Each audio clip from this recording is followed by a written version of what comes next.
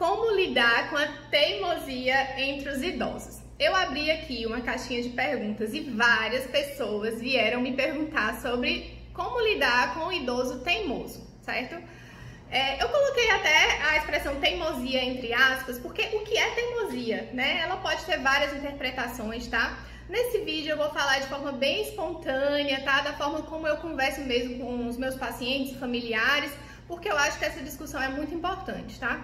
Então, assim, a teimosia, ela pode acontecer de uma hora para outra, né? O paciente não tinha esse comportamento de uma hora para outra, ele começa a ficar assim e isso chama a atenção dos familiares, né?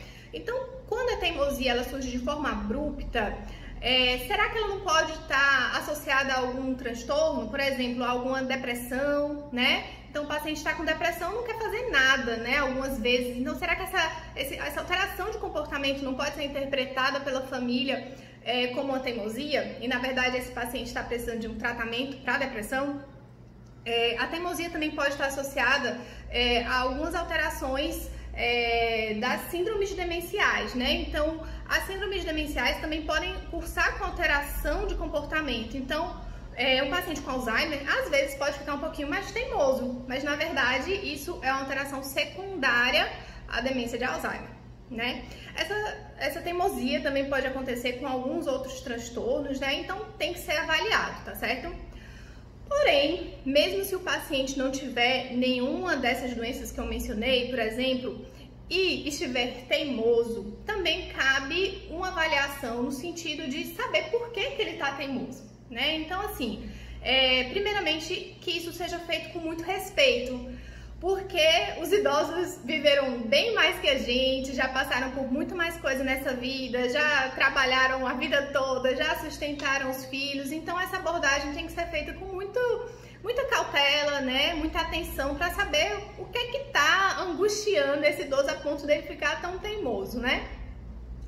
Bem, uma sugestão é que tenha uma conversa amigável com esse idoso, né? Então, por exemplo, se é um idoso que é hipertenso, diabético, que fuma, que não toma as medicações de forma apropriada, que não quer ir ao médico, então eu sugiro que a família tente conversar com esse idoso sobre as consequências que isso pode trazer, né? Então, será que ele sabe que se ele não tomar as medicações, se ele não ir ao médico, se ele não cuidar do estilo de vida, será que ele sabe que ele pode, por exemplo, infartar ou ter um AVC e a qualidade de vida dele ficar ruim para sempre, né?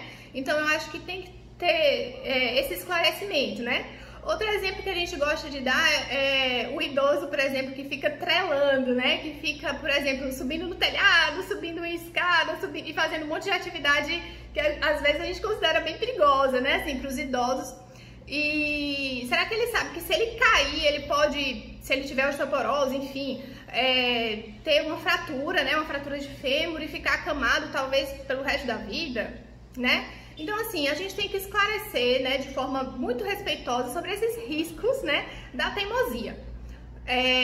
Outra coisa que eu queria lembrar é a questão que a teimosia pode estar associada a questões sociais, né? Então, envelhecer muitas vezes não é fácil, né, para muita gente. E o idoso pode interpretar aquela questão das mudanças do envelhecimento e mudanças de padrões familiares como uma coisa que ele não está aceitando muito bem. Então, a questão, por exemplo, de o filho, de uma hora para outra, começar a dar ordem ou dar pitaco na vida dele. Então, muitos idosos não gostam muito disso, porque eles estavam a vida toda na posição contrária, né? Então, pode ter questões sociais envolvidas, pode ter questões familiares envolvidas, né? Então, isso tudo tem que ser muito bem visto, né?